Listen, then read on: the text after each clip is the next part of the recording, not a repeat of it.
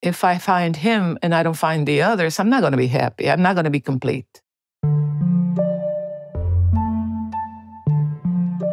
From Futuro Media and PRX, it's Latino USA. I'm Maria Hinojosa. Today, activist Lucía Díaz Genao. She's a mother who became a leader in the fight to search and find the disappeared in Mexico. Lucía Díaz Genao is a former teacher. She lived a quiet and pretty much happy life in the seaside state of Veracruz in southern Mexico. But then in 2013, her world was turned upside down overnight. That year, her 29-year-old son, Luis Guillermo, a popular DJ, didn't return home. He had been kidnapped. I just collapsed. It was horrible because it's like this feeling, this complete realization that he's missing. And so, given the inaction of the Mexican authorities, Lucy decided she had to do something. That would be the beginning of her tireless search for her son, a quest that is now over 10 years old. It's my son. I mean, how can I say I give up?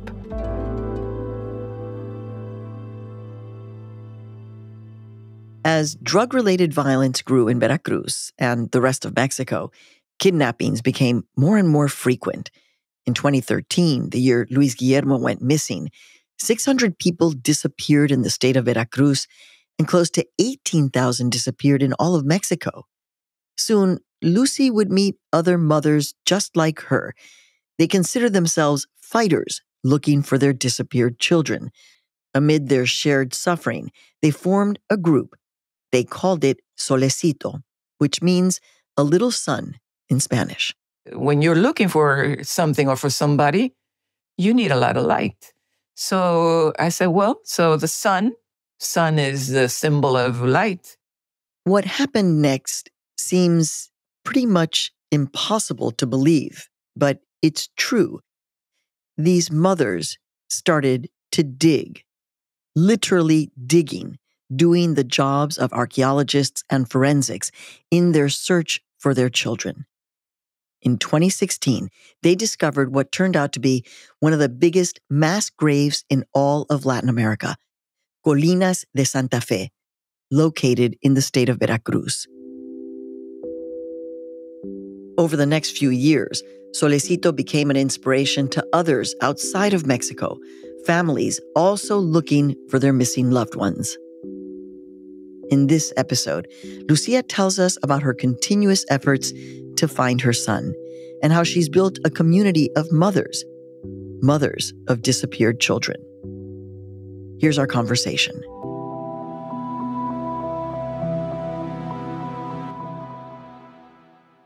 Lucy, welcome to Latino USA. It's an honor to have you on our show.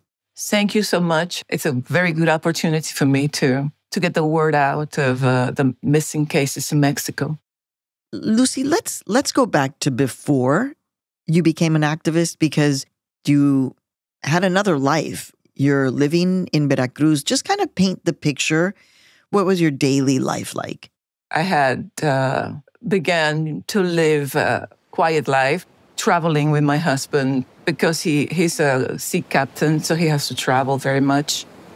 And I accompanied him because my kids were already grown-ups. So I had the opportunity to get around, travel, visit different places in Indonesia, Singapore. So life was pretty nice for me because I was already feeling very free. And I was traveling back and forth and visiting the kids very frequently too. You know, I never neglected them, never, ever. So I was a mom all the time.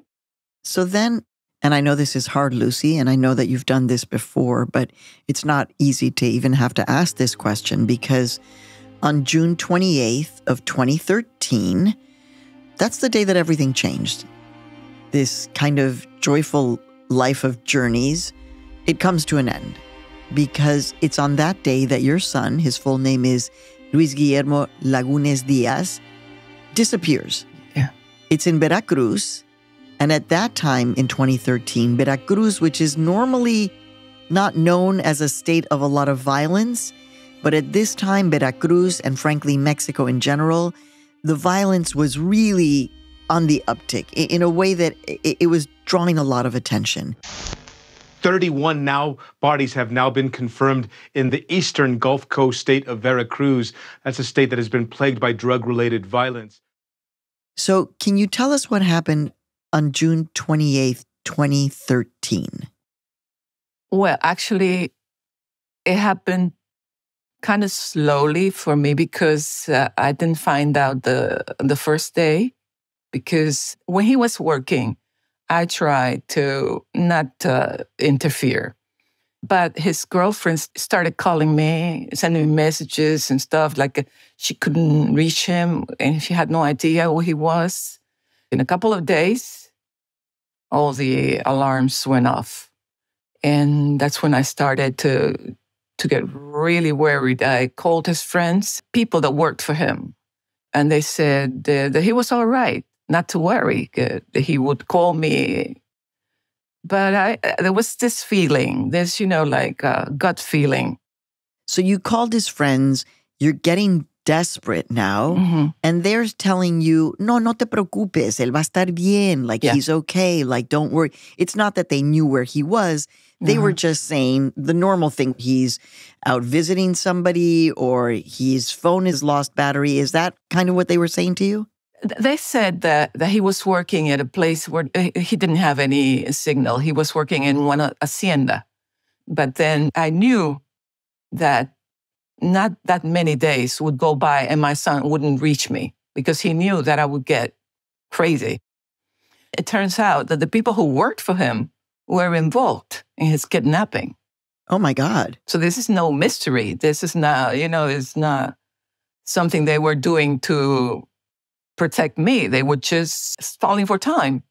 You could just feel it as a mom. Exactly, yeah. And you began to feel like these people who are his coworkers were actually not being honest with you. And I guess what's even worse, Lucy, is that everybody was looking at you and saying, what's the matter with you? You're acting crazy. Everything is fine. When I go back, mentally to that day, it's like a nightmare.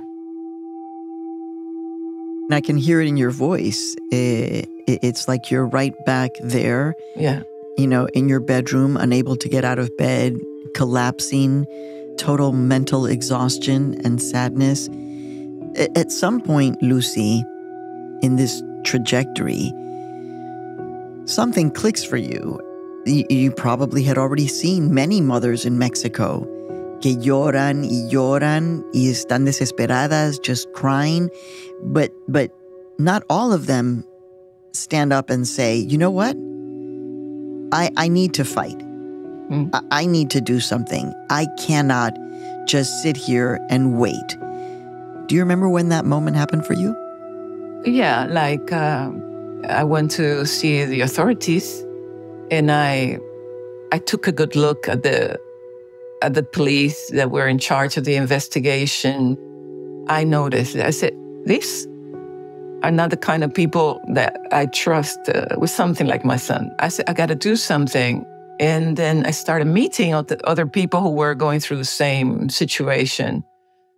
You never imagined that you would be one of them. I never, because Mexico was a country of peace.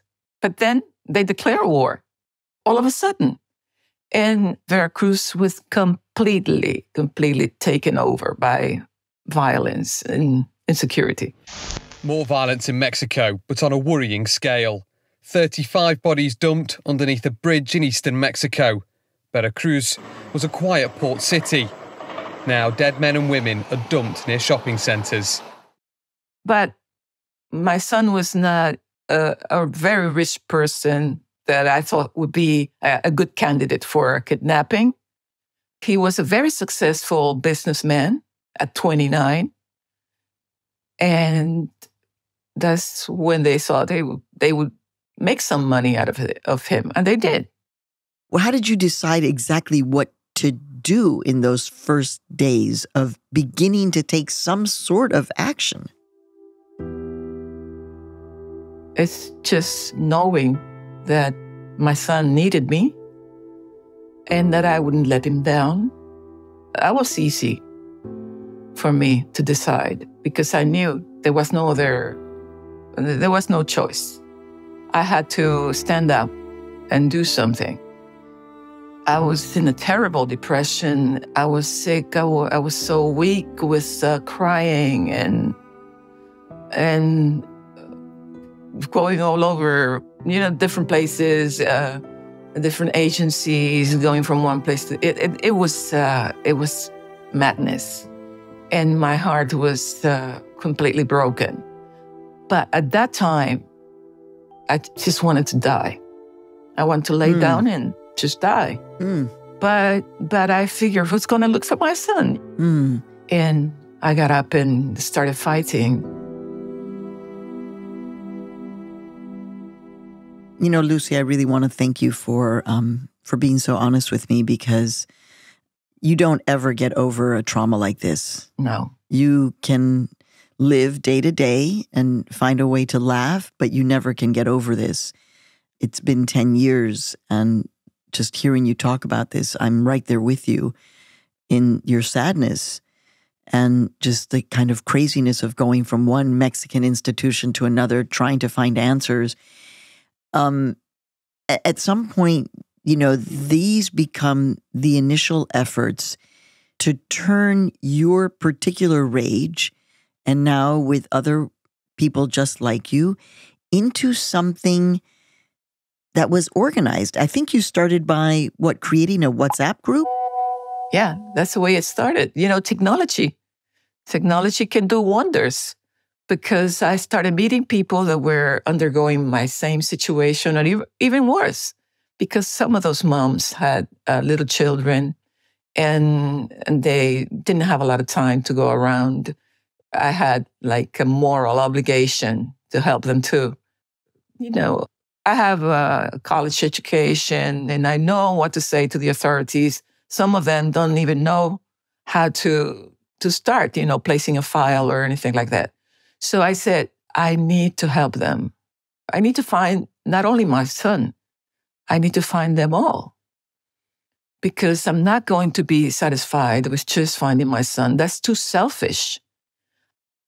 And I said, no, I got to get up and do something about all the other ones too. And that's when it started. People do begin to know and hear about Solecito. And in 2016, you're at a Mother's Day demonstration in Veracruz, drawing attention to this issue. And two men jump out of a vehicle and they hand this group of mothers a map. Mm-hmm. Take us to that moment at the demonstration. It happened so suddenly.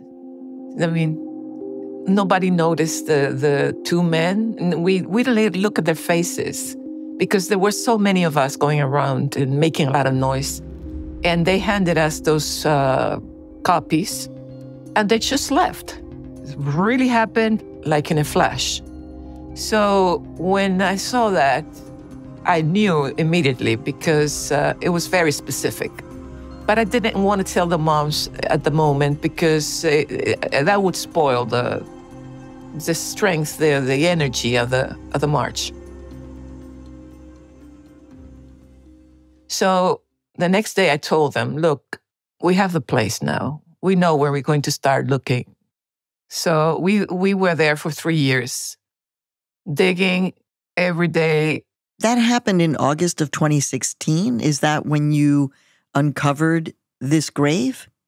That's when we began because, it takes time. We found 156 graves.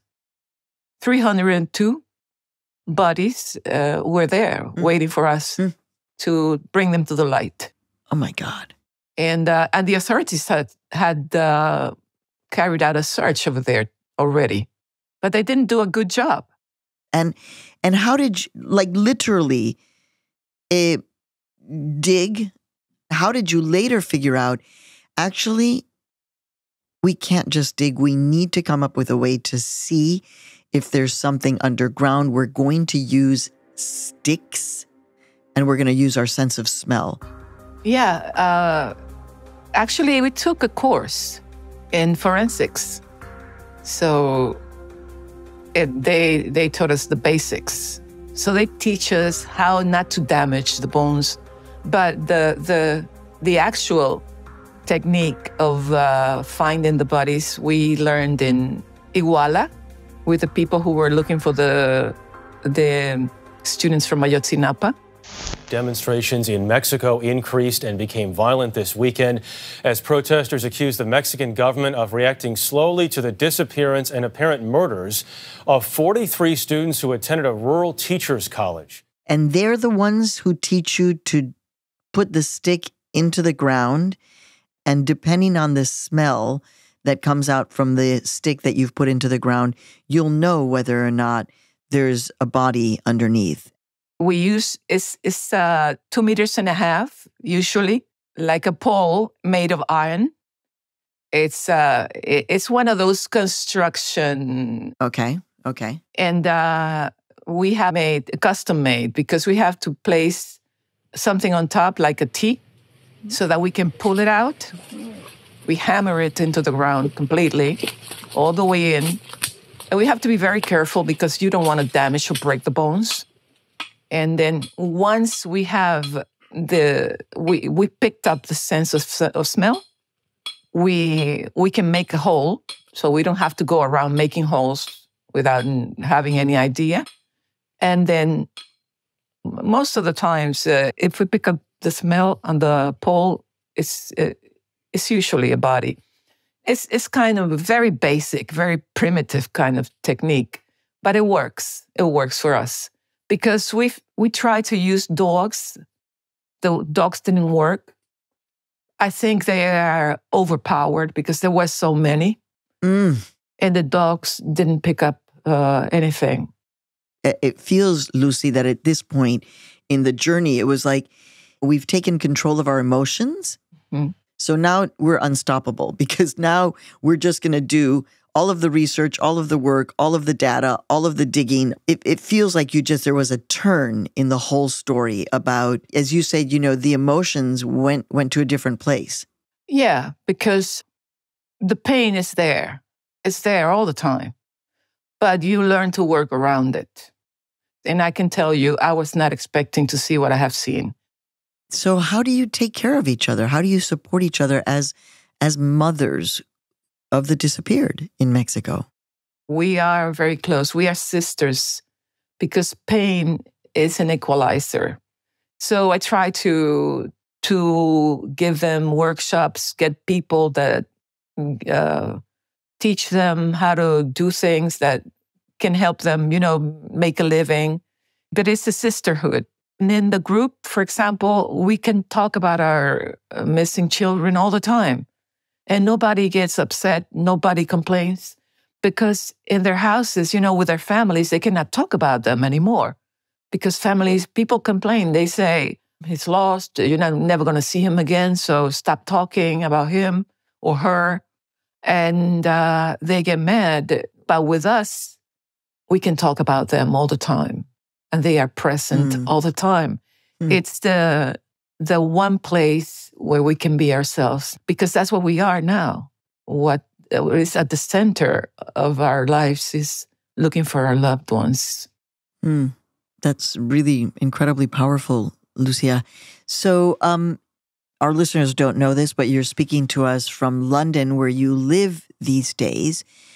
That's a big change to leave Veracruz and end up in London. It's related to my husband's work. But every 3 months, I travel back to Mexico. I'm still in charge of the group. People say, but are you going to be doing this for the rest of your life? That's exactly the way it looks. And I don't mind. I know I have to find my son, and not only my son, because it's not only about him anymore. If I find him and I don't find the others, I'm not going to be happy. I'm not going to be complete. So I have to find them all. And or at least continue trying. Can you give us an update on the status of the investigation of the disappearance of your son, Luis Guillermo? I know things, but justice in Mexico is non-existence. They say that the official figure is 98% impunity. I say it's 100. Because we are like 300 mothers in the group, and maybe a little bit more. And none of those cases has any kind of justice so far. So now I know that my son's workers were involved, but a lot of pieces are missing because they've been so neglectful. And I'm on top of the investigation all the time, even from here. They really just, they make it so hard so that people say, okay, I give up. I'm done with this. But that's not going to happen. It's my son. How can I say I give up? Something is going to happen in Mexico this year that is historic. Mexico will end up having a woman president elected this year. And I'm wondering, have you heard anything from either candidate regarding Solecito or your son or the disappeared in Mexico? Not so far, but I mean, we don't get involved in politics. Solecito is so independent. We make our own money. We do a lot of things to collect the money that we need for the searches, raffles, bingos. We sell secondhand clothes. We don't want to be attached to any kind of politician because they would let you down eventually. And we cannot be let down anymore. We've been let down by everybody. So that's it. That no more. I appreciate your independence. It's really something to admire.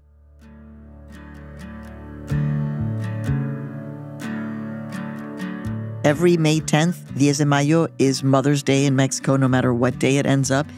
You have two other grown adult kids besides Luis Guillermo, who disappeared. And I want to know what Mother's Day is like at home for you. Do you celebrate Mother's Day? For us, Mother's Day is just another day for fighting, trying to do something for our missing children. And they are always at the center of all those days. We have the Mother's Day March. I just find it so interesting that as a Mexican mom, Mexican Mother's Day has become, as you say, a day of activism and just another day to fight. Yeah. Like before, it meant a present and maybe a good time. Today, it means so much more. We don't celebrate anymore. You know, my other kids, if they are in Veracruz or in Mexico at the time, we get together and we do a little something. But our fight is really the core of everything we do. Lucía, thank you so much for spending some time with me on this Mother's Day.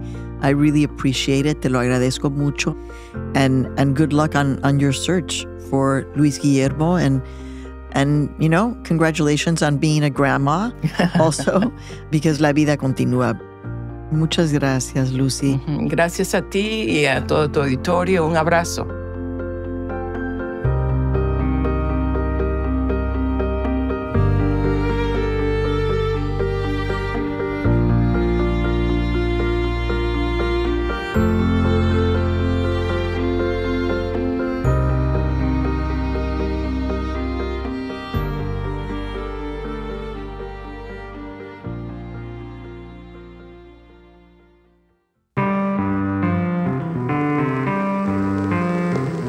This episode was produced by Roxana Aguirre and edited by Andrea Lopez Cruzado. It was mixed by Julia Caruso. The Latino USA team also includes Victoria Estrada, Reynaldo Leaños Jr., Yorimar Marquez, Marta Martinez, Mike Sargent, Noor Saudi, and Nancy Trujillo. Benilei Ramirez is our co-executive producer. Our director of engineering is Stephanie LeBeau. Our marketing manager is Luis Luna. Our theme music was composed by Xenia Rubinos. I'm your host and co-executive producer, Maria Hinojosa.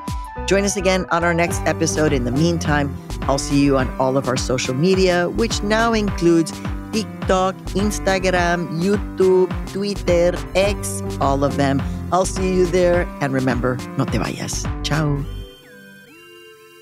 Latino USA is made possible in part by W.K. Kellogg Foundation, a partner with communities where children come first. New York Women's Foundation. The New York Women's Foundation, funding women leaders that build solutions in their communities and celebrating 30 years of radical generosity. And funding for Latino USA's coverage of a culture of health is made possible in part by a grant from the Robert Wood Johnson Foundation.